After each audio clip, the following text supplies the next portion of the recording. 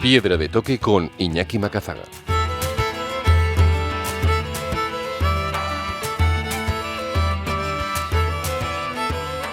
Aquí arranca Piedra de Toque, el momento de los viajes, la montaña y la aventura, con todos los contenidos siempre accesibles en formato podcast en piedradetoque.es. Hoy queremos realizar un viaje sonoro a través de la experiencia de lucha y resistencia y la defensa de la vida en América Latina. Caminaremos por México, Guatemala y Honduras a través de las voces de las periodistas y activistas que aquí nos acompañan hoy, y lo haremos con este formato que tanto nos gusta, el Radio Show, desde la Facultad de Educación de la HU en Leioa, Vizcaya, con los alumnos de segundo de público, la música en directo de un buen amigo de este programa, Inun, y el apoyo conjunto de Mugar y Gabé con su proyecto Bizitza Jokoan. Yo soy Iñaki Macazaga, esto es Piedra de Toque, y hoy caminamos por América Latina para conocer el precio de defender la vida.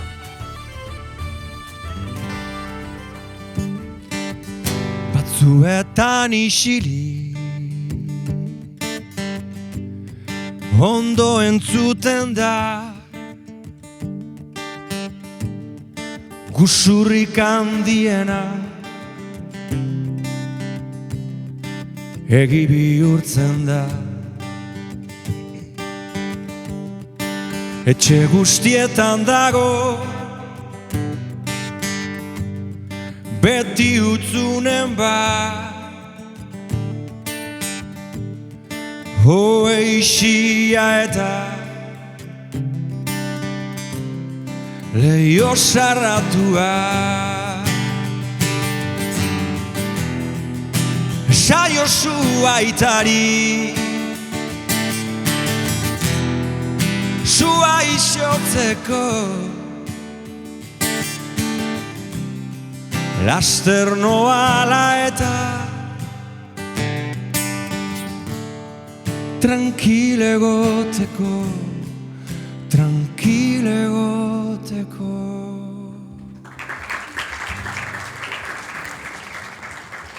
Eskerrik asko, Inu. Luego hablamos contigo para que nos expliques a qué lugares nos vas a llevar con tu música.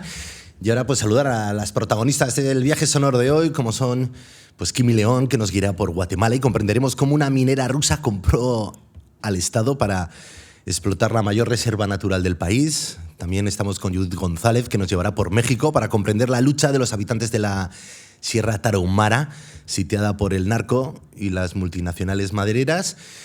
Y aquí tenemos también a Dalila Argueta, que nos llevará por Honduras, a orillas del río Guapinol, y nos contará también las consecuencias en su propia vida, en su propio cuerpo, en su propia alma, de la lucha de la defensa de este río. Egunon, ongi etorri a todas. Buenos días, Iñaki. Gracias por invitarnos a este programa y gracias a ustedes por estar aquí escuchándonos. Hola Iñaki, buenos días, y a todos buenos días. Gracias por abrirnos este espacio tan importante para quienes estamos en lucha y en resistencia. Gracias. Buenos días, ongi etorri. También a ustedes, Mila Esquera, Mugari, también por abrir estos espacios, y a ti por también traer nuestras voces, pero con nosotros también la voz de nuestros pueblos. Sí, además que Dalila participa en Piedra de Toque en varias ocasiones, con ella también y con Inun hicimos un radio show en Galdakao, en el arranque de una temporada, con el apoyo de la coordinadora de ONGs de Euskadi. Así que sois voces amigas, y arrancamos contigo. Kimi, queremos comprender cómo es posible que en Guatemala las personas que viven, ¿no?, en una de las mayores reservas naturales, ahí junto al lago Izabal, que da nombre al departamento, justo el vivir en un lugar con una naturaleza tan rica es justo lo que ha puesto en amenaza sus vidas, ¿no? Y llega al capital ruso, llega una minera y consigue explotar la mina a cielo abierto más grande de Centroamérica, y no un año, sino que lleva ya varias décadas, y con el Estado, con la policía, con el ejército, al servicio de la propia explotación minera. Kimi, ¿qué supone eso? ¿Qué supone documentar eso? ¿Y cuáles son las consecuencias de denunciar esa realidad? Sí, bueno, Guatemala es un país que está ubicado en Centroamérica, que tiene una alta riqueza, no solo medioambiental, natural, tiene bosques húmedos, secos, montañas, playas, tanto en el Pacífico como en el Atlántico. Y pues el Estor es una provincia que está ubicada en el Caribe guatemalteco.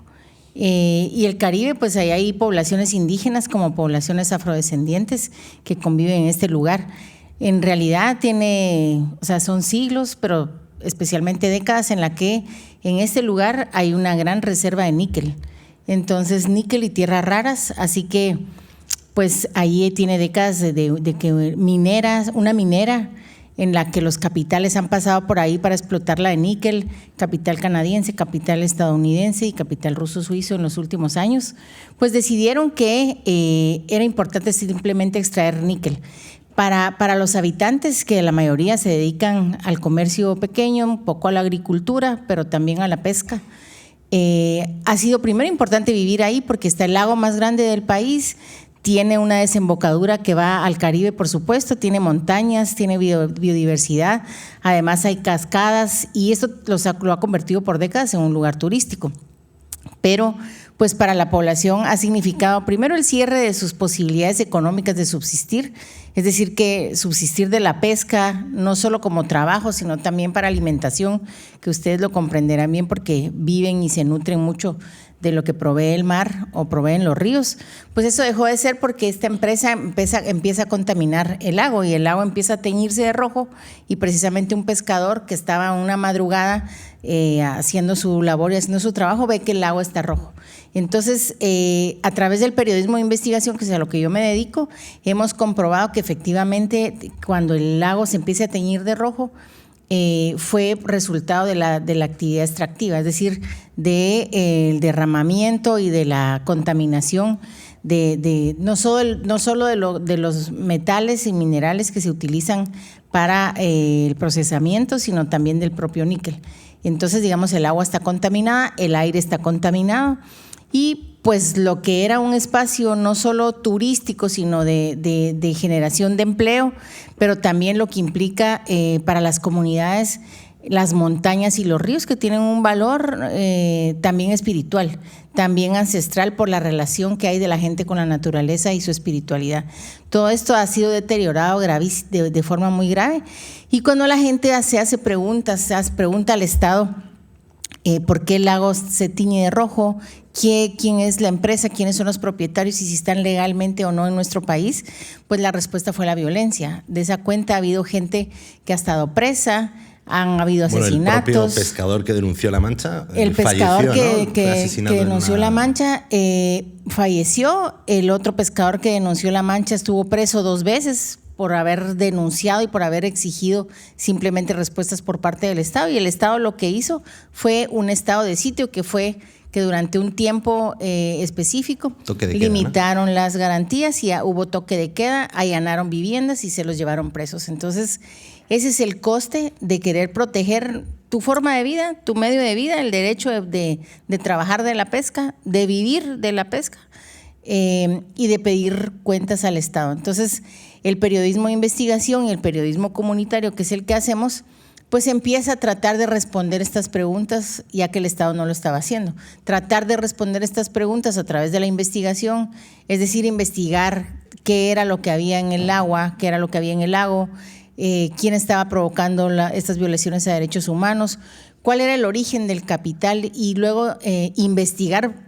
Parece extraño decir que se tiene que investigar si el Estado o no había legalizado la manera en la que estaba la minera, porque hay opacidad, es decir, acceder a esa información por la vía normal no es viable. ¿Y tuvisteis acceso a una filtración como de 8 millones de documentos? Tuvimos un proyecto transnacional de periodismo con medios europeos principalmente, en donde tuvimos acceso a una filtración de toda la información que tenía la minera, así que se pudo acceder y así fue la manera en la que se pudo saber cómo operaban, qué era lo que causaba la contaminación, cuál era el esquema de vigilancia y de violaciones a derechos humanos que ocupan para limitar la voz de las comunidades y también de la prensa, porque también en esa filtración estaba el esquema en el que controlan a la prensa y callan a la prensa. Entonces, bueno, y se ven muchos mails que directamente pidiendo, ¿no?, al presidente del país que manda al ejército, que manda a los policías, ¿no?, que haga el favor de sofocar las protestas a cambio de dinero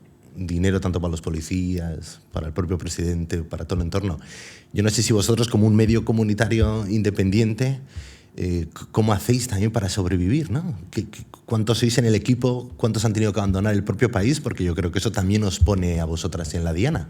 Bueno, en la actualidad en Centroamérica es una situación gravísima la que vive la prensa, y en el caso de Guatemala hacer este tipo de trabajo de investigación, que simplemente es hacerse preguntas y tratar de responderlas a través de la investigación, pues lo que ha implicado es encarcelamiento. En nuestro caso hubo un compañero preso por hacer esta investigación, otro con orden de captura y que tuvo que permanecer varios días.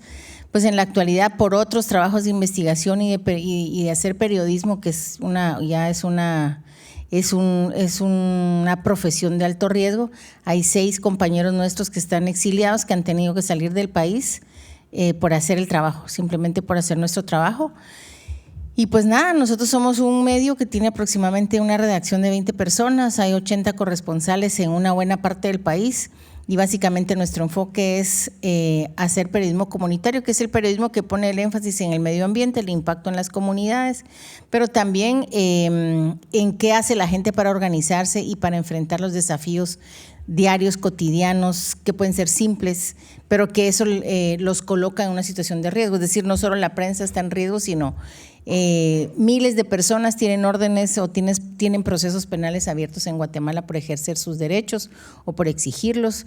Guatemala en la actualidad está recibiendo personas de El Salvador que son periodistas, que son activistas también, y que hacen lo mismo en El Salvador y han tenido que huir porque también tienen amenazas de ir a la cárcel por hacer su trabajo. La mayoría de periodistas independientes han tenido que irse de El Salvador a Guatemala, y de Guatemala nos tenemos que estar yendo a otros países para poder seguir haciendo el trabajo aún en la distancia. Y Kimi, ¿y esto se pudiera dar en tu país, en Guatemala? ¿Podrías convocar a universitarios en una facultad y hablarles de lo que está sucediendo en las reservas naturales del país, o no es posible y tendría consecuencias duras sobre ti? Bueno, esta es una universidad pública, y en Guatemala la única universidad pública se llama Universidad de San Carlos de Guatemala. La universidad tiene ya 2 años de que está cooptada, hubo un rector que se impuso, y entonces no es fácil hacer una actividad de estas. Las últimas veces que se han intentado hacer actividades que promuevan el pensamiento crítico, pues no ha sido posible. Incluso expulsan a las personas que han querido ingresar a hacer actividades, pues puede ser de cualquier tipo, que no concuerde con los intereses de las autoridades generales. Entonces, no está siendo fácil hacer actividades que quizá en algunos países o incluso en nuestro país en algún otro momento, pues eran fáciles de hacer, que es expresarse libremente o ejercer el periodismo libremente o el activismo con libertad, sin tener que llegar a la cárcel o tener que irte del país por hacerlo. Y para eso están estas giras, ¿no? Están estas salidas de la región, Europa, entidades amigas como Mugar y Gavé, para poder fortalecer y respaldar el trabajo que hacéis de denuncia y poder amplificar la denuncia, que es una manera también de recordarnos a todos que esa es la manera de defender la vida, luchándola, y también garantizar pues vuestras propias vidas, vuestras propias firmas y la de los periodistas que tenéis en el terreno, que siguen documentando y jugándose el pellejo por denunciar esto, que una reserva natural se utilice para la explotación de níquel, que tanto el dinero como el producto se va a sacar del país, ¿no? Sí, y además pues llega a estos países y se consume de maneras en las que quizá la ciudadanía no conoce, digamos, hasta dónde llega el alcance de la necesidad que tienen multinacionales de extraer, en este caso el níquel, el oro, la plata, y que tengan que pasar por violaciones a derechos humanos o violaciones del orden constitucional en nuestros países.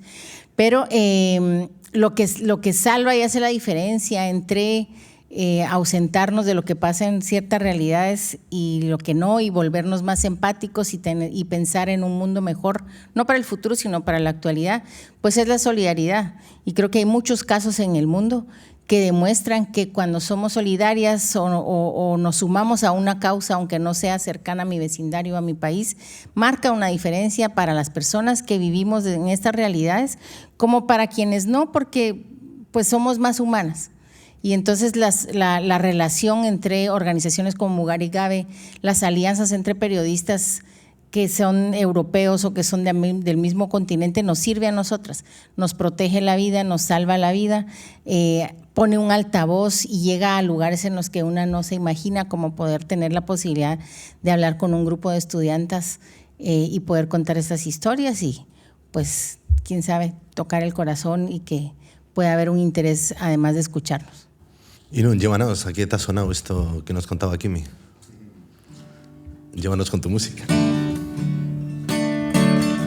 Babeskune denak erreditu Tani baino nago orain errautxetan Begiratu hiltzen doa dena Gure atzen artean Baso baten modura Ito arte trinkotzen Adarretan adar dena itzal Geure buruen eiztari Tabator sutea Iun zena argitzen Pizti zauritu bat Beste pizti bat zauritzen Oh!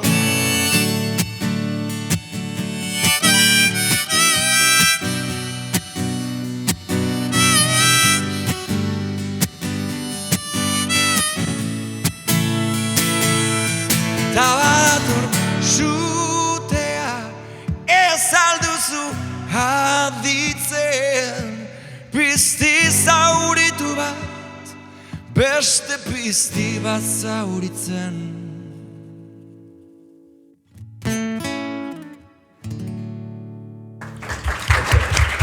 Eskerrik asko, Inun.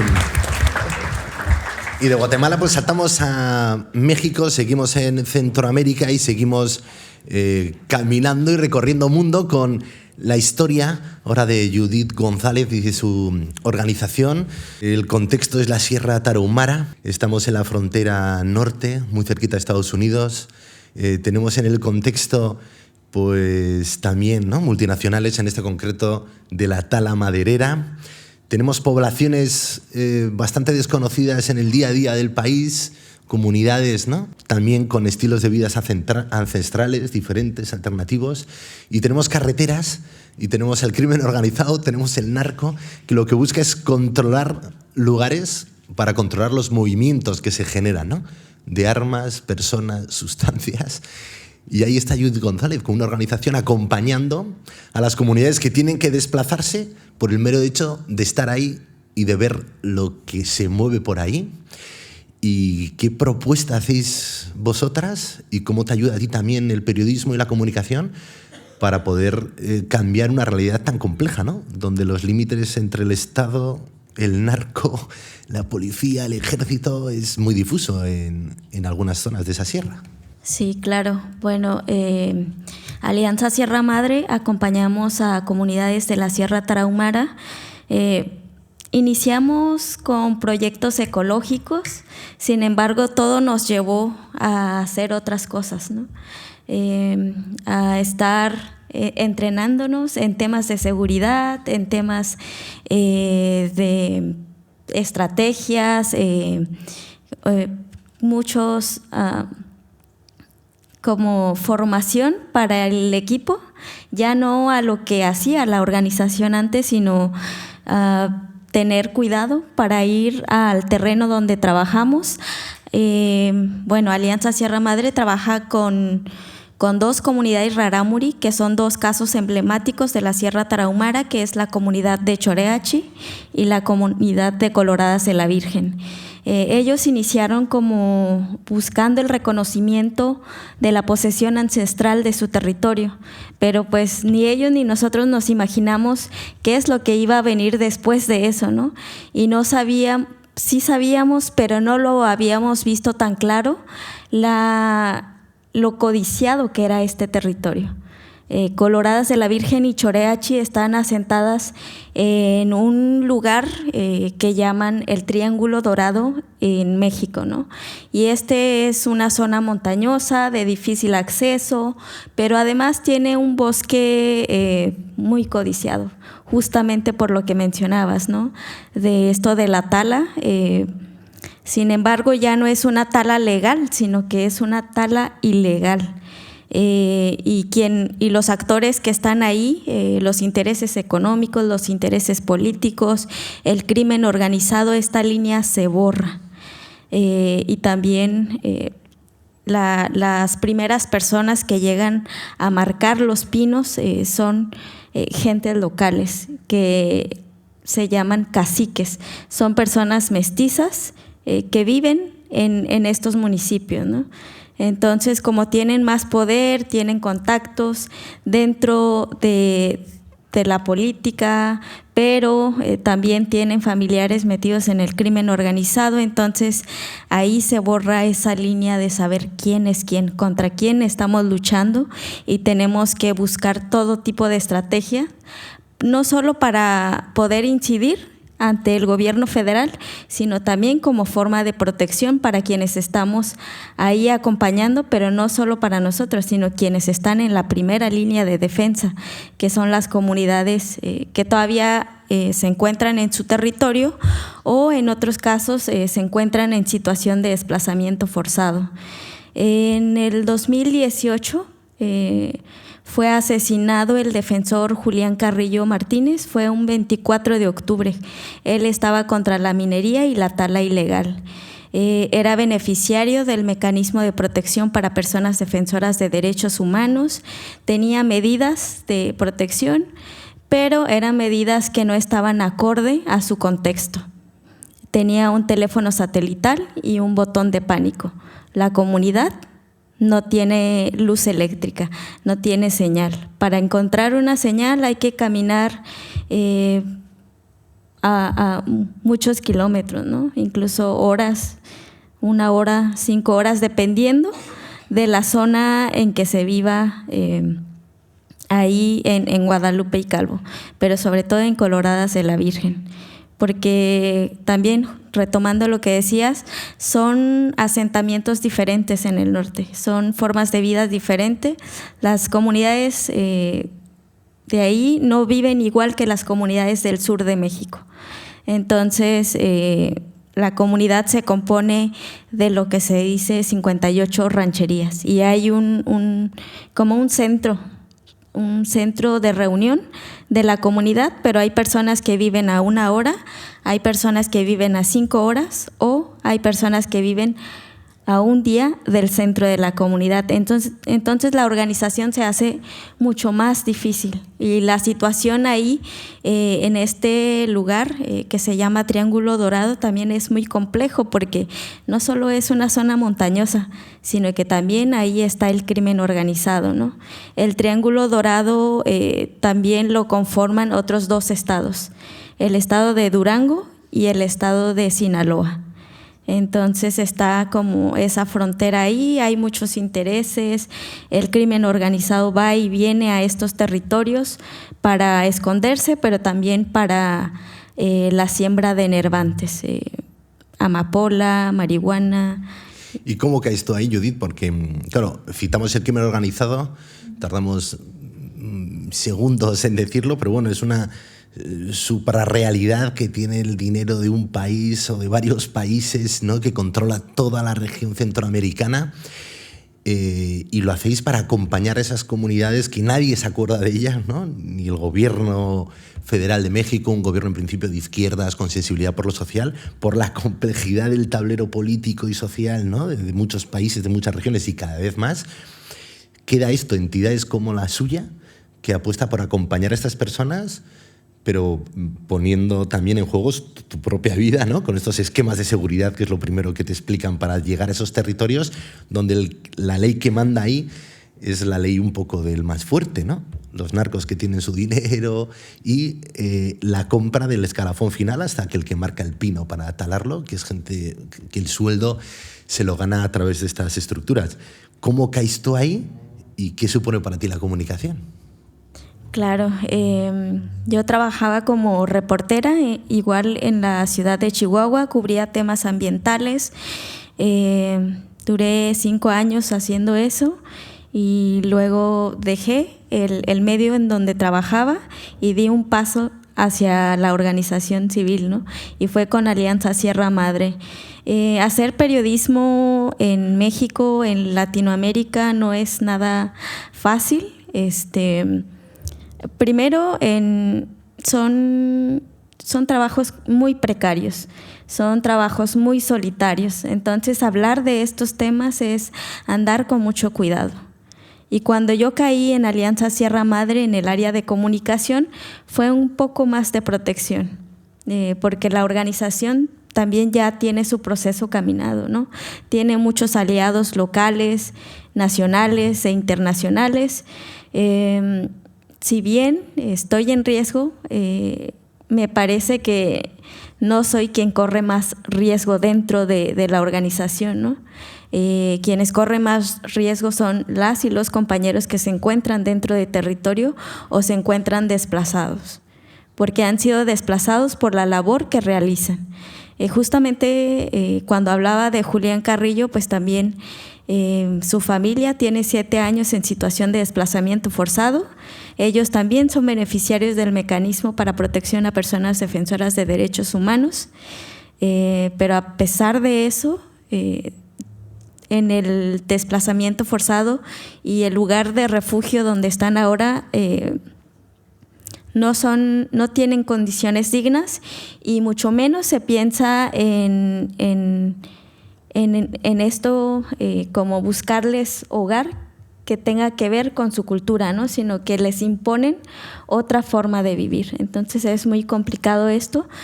Y la comunicación ha sido muy importante dentro de las estrategias de incidencia y de protección, porque no solo voy yo a hablar del tema o hacer un comunicado o denunciar, ¿no? Sino que lo hacemos en red con otras organizaciones civiles que no solo son o no solo están en defensa de tierra y territorio, sino que también están en defensa de los derechos de las mujeres, están en defensa de infancias, madres buscadoras, y también hacemos red con otros periódicos independientes que son nuestros aliados, y que también ahí estamos tejiendo red para protección de todas y todos que hacemos este tipo de trabajo, ¿no? Claro que desde aquí nos cuesta ver esa realidad, nos cuesta ver a la gente que la afecta, pero también nos cuesta ver toda esa red de resistencia que hay ahí, ¿no? Como la suya, con decisiones de cabe apostarle a esto con todas las consecuencias, y en esa apuesta no estáis solas, sino que hay muchas redes de resistencia, y esa es otra cosa también maravillosa, ¿no? Que venís de regiones muy golpeadas, pero también con unas redes de resistencia muy maduras, con mucha cultura de resistencia, y que para nosotros es una gran referencia también para aprender mucho con toda esta corriente, ¿no? Que nos viene de fascismo y de extrema derecha ahora mismo aquí a Europa.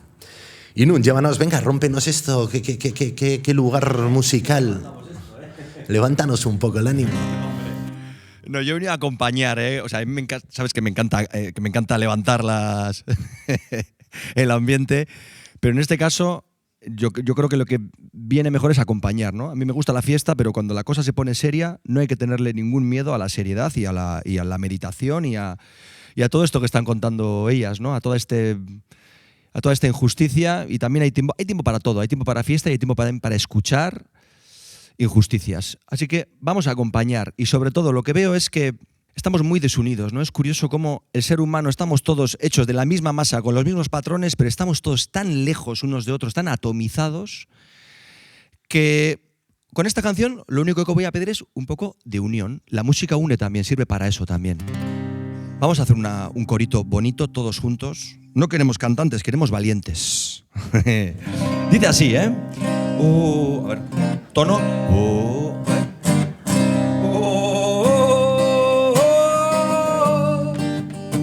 Este público maravilloso de Gizarte Hezkuntza.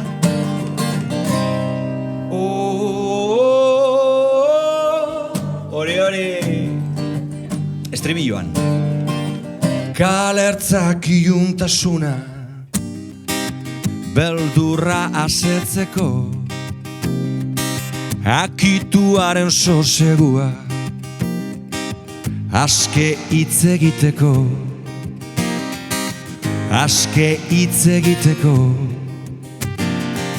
oroitzapenen ondarra, galtzen diren enean, Espainiak esnatzen dira, Mosuen baratzean, mosuen baratzean,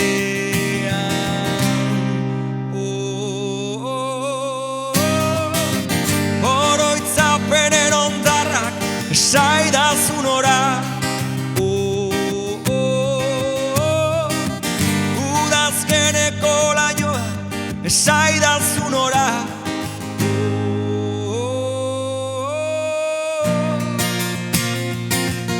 Beti libre izateko.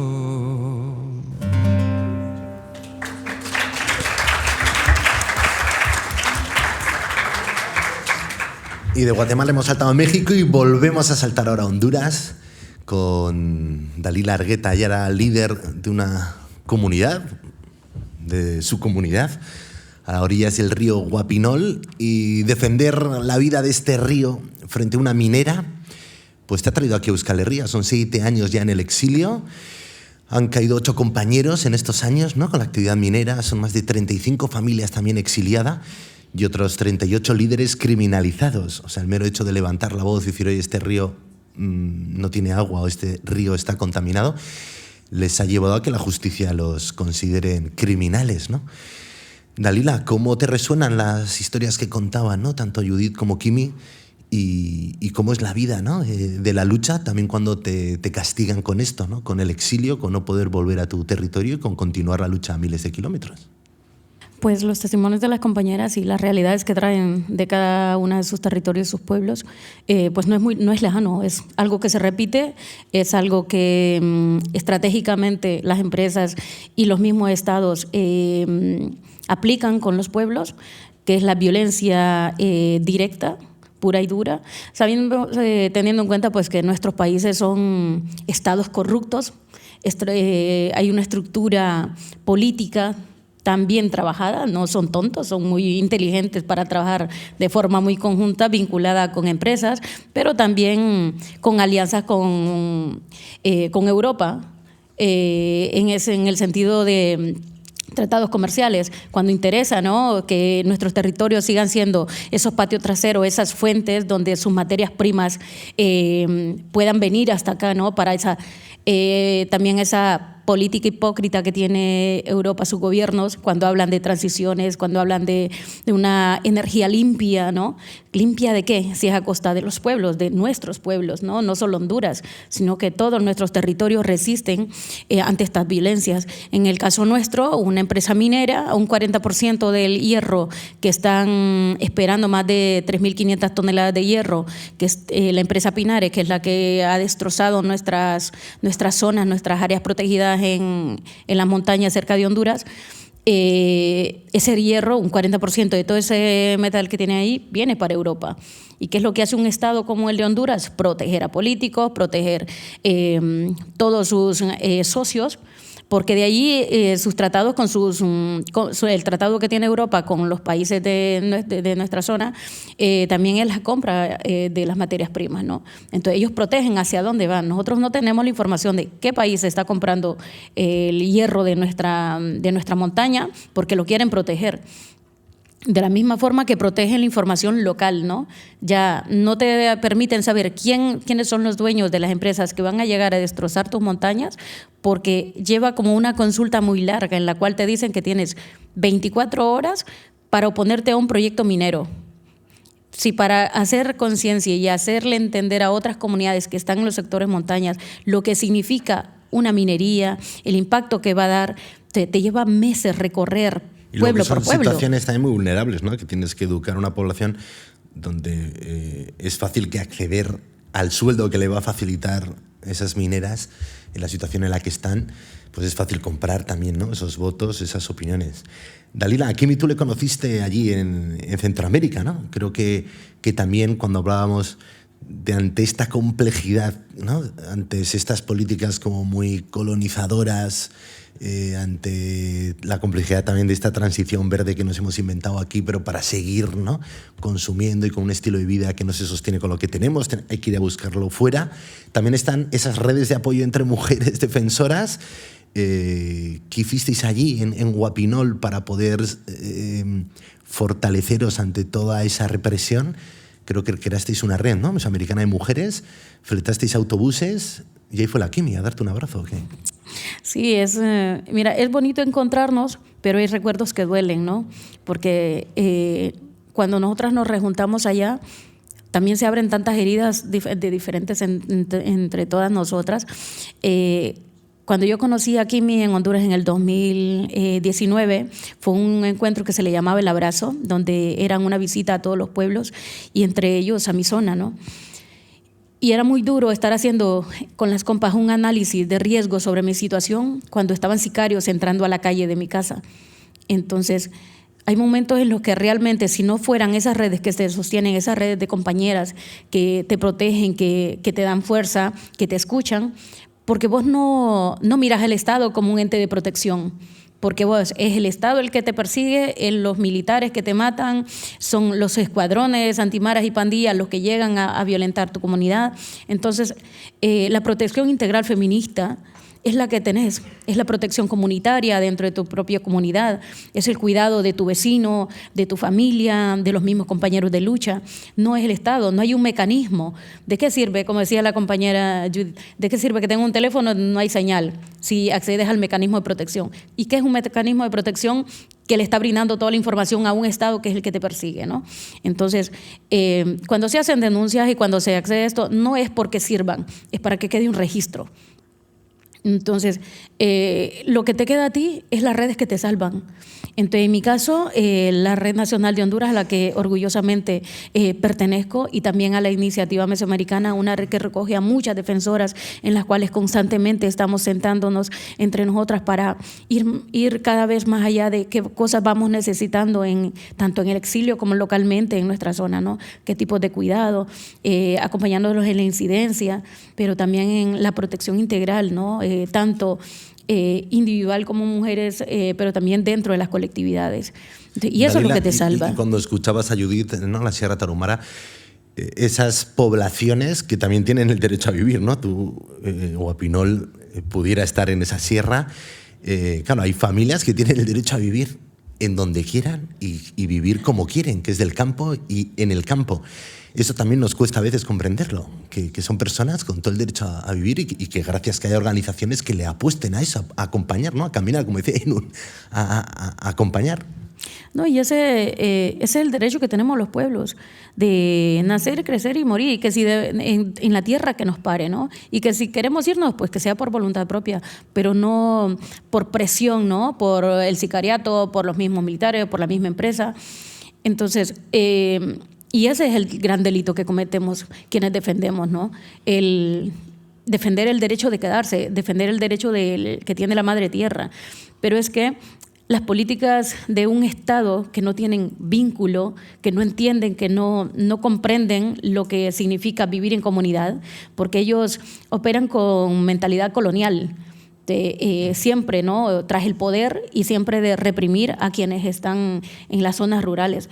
Entonces, se les olvida que quien pone la comida en la mesa, en sus mercados, en las capitales, viene de la zona agrícola, ¿no?, de la zona de los cultivos, de nuestros movimientos campesinos.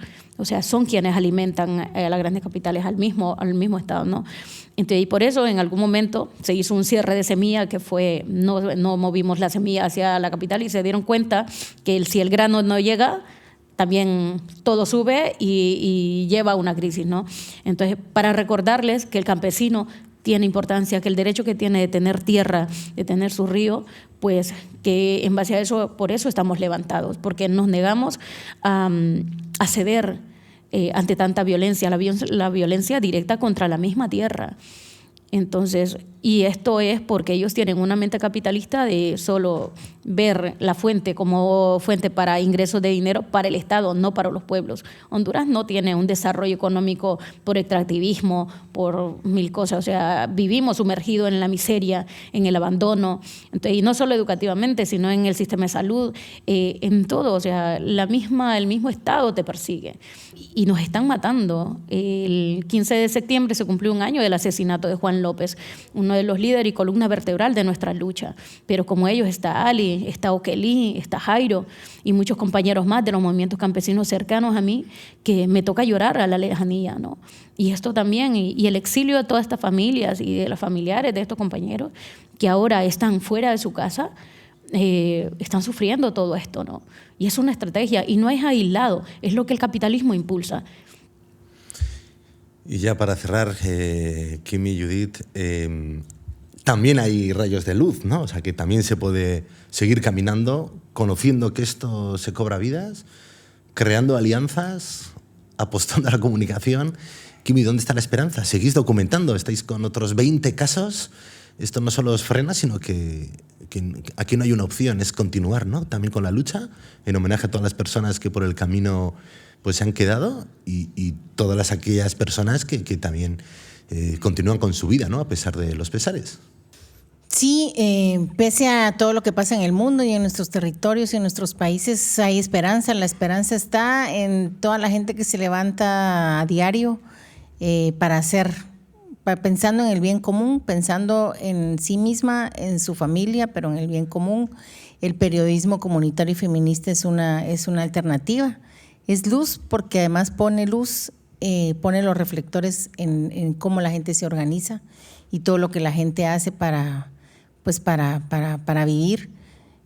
Hay esperanza en el sentido de la solidaridad y el abrazo colectivo. El cuidado colectivo tiene que ver con cosas que también se hacen aquí, como el consumo responsable, el buscar alimentos orgánicos y producidos por la propia gente, lejos de pesticidas y eso, en proteger el agua, en consumir agua directamente de los ríos o directamente de las fuentes sin que pase por la industrialización. Es decir, hay esperanza, la música es esperanza, la comunicación y las alianzas transnacionales desde la solidaridad dan esperanza, es decir, tener la posibilidad de hablar frente a juventudes es esperanzador. Así que el periodismo en el mundo tiene futuro, está siendo perseguido, pero tiene futuro en cuanto a la gente se interese en buscar la información, en apoyar a la prensa independiente, en conocer otras historias y ser empáticos con las personas de esas historias que se están contando a través del periodismo comunitario, feminista o independiente. Pues es que ricasco, Kimi León, prensa comunitaria. Muchas gracias. Guatemala, gracias por guiarnos. Judith González, Alianza Sierra Madre, México, ese triángulo dorado. Es que ricasco, hacéis un pedazo de labor. Dalila Argueta, aquí en el exilio en Euskal Herria, líder del río Guapinol y de tu comunidad. Gracias también por compartir siempre tu lucha. Y nada, con esta canción de Inu nos despediremos. Es que ricasco de nuevo por estar aquí, por participar de este viaje sonoro que hemos intentado realizar estas regiones. Gracias a la Facultad de Educación de la EHU, gracias a Mugari Gabe también por apostar a Piedra de Toque y este proyectazo que tiene en Bizitza Jokoan. Y nada, el podcast estará en piedradetoque.es disponible y en todas las plataformas de audio. Hasta la próxima aventura sonora. Sed muy felices. Agur.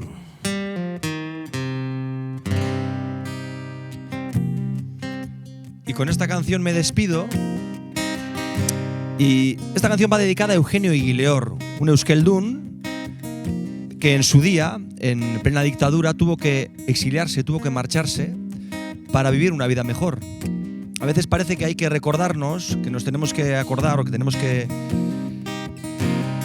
Sí, viene bien recordar que nosotros también hemos sido migrantes, que esperemos que no tengamos que marchar de nuestra casa como le ha ocurrido, por ejemplo, a Dalila y a otra muchísima gente, pues por esto mismo, ¿no? Por la violencia y por las injusticias. Esta canción es para Eugenio Eguileor. Uncle Jim, bakarrik zaude munduan, Uncle Jim, Amerikanua. Urrun da zure mendebal kutxuna, Uncle Jim, begi txikiduna. Non dira belarrezko itxasoa, mugarik bako odei ertzabala. Joan dira gezurregi antzekoak, galapa amaibakoak. Joan dira